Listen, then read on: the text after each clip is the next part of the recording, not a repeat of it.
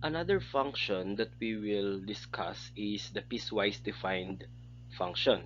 Piecewise functions are represented by a combination of equations, each corresponding to a part of the domain. So we have here an example of a piecewise-defined function. So looking at the graph, di ba para siyang mga groups of functions na pinagsama-sama pero merong limit per function. So in this case, we have three functions here. Okay, so that is x plus 2. So here we have three functions na pinagsama-sama. So meron tayong x plus 2 at yung kanyang corresponding domain is from negative 3 to negative 1.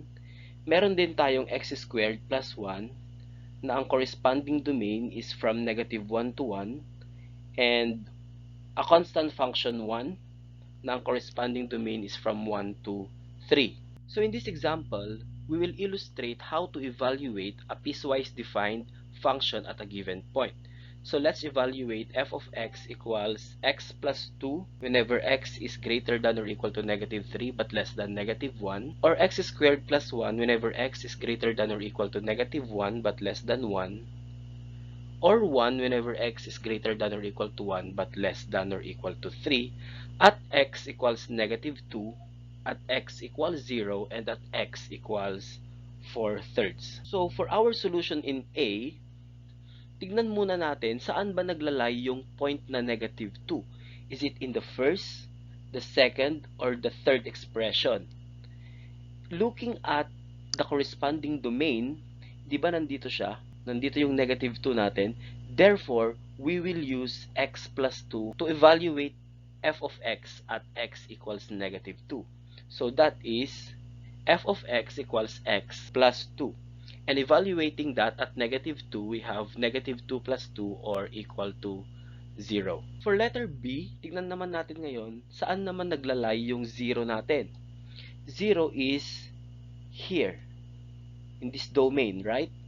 Therefore, we will use f of x equals x squared plus 1. So evaluating that at 0, we have 0 squared plus 1, or that is 0 plus 1, or simply equal to 1. And finally, evaluating f of x at x equals 4/3.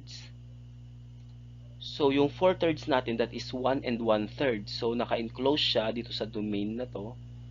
Therefore, we will use f of x equals 1. And since this is a constant function, f of 4/3 is just equal to 1. For the next example, let's evaluate the function at the given point given yung ating graph. So let's evaluate at x equals negative 3. So by looking at our graph, so ito yung x equals negative 3 natin. Pag tinignan natin yan, that is equal to negative 3.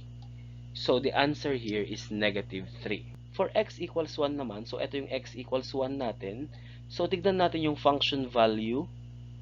Okay, since close yan, so kasama yan doon sa ating domain, and that is equal to 1. And finally, at x equals 2, saan yung function value natin? That is at, ito, 3. So, at x equals negative 3, the value is negative 3. At x equals 1, the value is 1. And at x equals 2, the value is 3. So, we have here a piecewise function. Okay? Pinapakita lang dito yung graph nung ating piecewise function. So, x squared minus 1 for the domain from negative 2 to 0. So, eto yon. So, close siya sa negative 2, tapos open sa 0. Then our second function is negative 1/3 x squared plus 4. Ito naman yung graph niya with the domain at 0. Okay, kasama yung 0 kaya close, to 3. Hindi kasama yung 3 kaya open. And finally, x plus 1. So ito naman yon with domain at the close interval 3 to 5. And finally, we have f of x equals x squared minus 3x plus 4 whenever x is not equal to 3/2, and 3 whenever x is equal to 3/2. So by graphing, the first function, we have ito. Pero butas siya doon sa 3 halves kasi nga walang value doon. Pero meron siyang 3 para sa second natin na function that is now x equals 3 halves. So, ito yung kanyang itsura.